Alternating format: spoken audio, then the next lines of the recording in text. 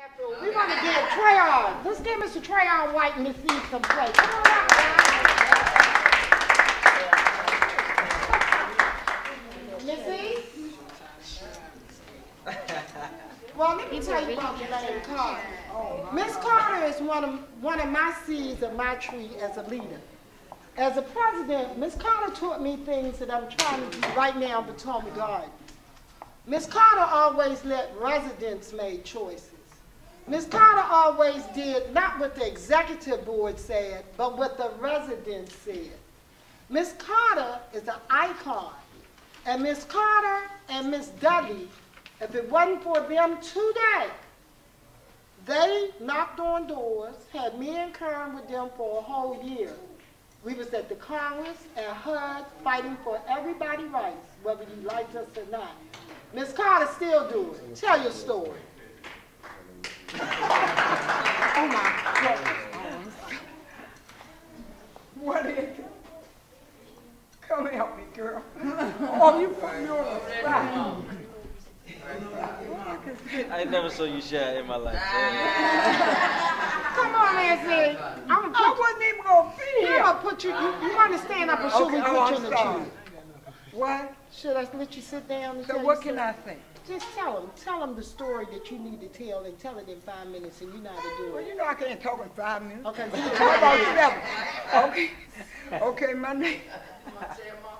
my name is Elaine Carter, and I was president of Stanton Dwelling, and we were going to be put out for Hope 6 that we didn't seem to know that it had any hope, which is a Hope 6 with no hope. Now there's choice, and people don't have choice.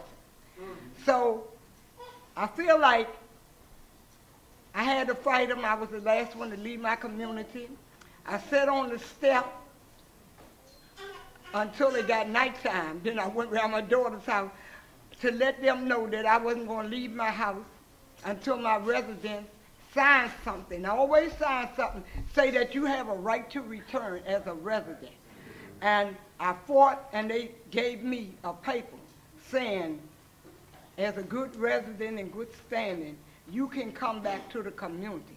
Well, I took that and made 200 copies and gave it to everybody. So, I'm still fighting the cause. I'm 47, turn around backwards. And I'm still here. This is my grandson, Trayon White. This is my friend Aquarius. And we still fighting the cause because it still ain't right now. Do you think they are making this city for us? No. I'm saying, okay, I'm coming. Okay, do you think that they are getting us surely out of this city? And we're going to fight and always sign. Don't never say, I'm going to move, because they say I'm coming back. No. Get something in right. My name is Elaine Carter, and I'll prove this message. My name is Trayon White. I'm a resident of Ward 8, graduate of Blue Senior High School.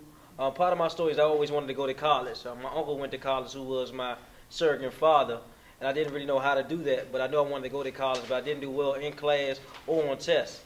And so I had to take the SAT 5 times to try to get in college, and I eventually got at least 1,000 on it. But it was like today is about self-determination. That's kind of my story. As you can see, I'm 5'2", so I always had to do a little bit more than everybody else. One of the other things I want to do was play basketball. So I ended up playing varsity basketball from 10th grade to 12th grade, graduated from Blue. But I always wanted to work harder and just go above and beyond what was expected of me growing up in Southeast D.C. And so I started doing that, and I started opening up doors. I ended up being on BET, ended up being on the SGA in high school, going to college, getting a 3.7 cumulative GPA.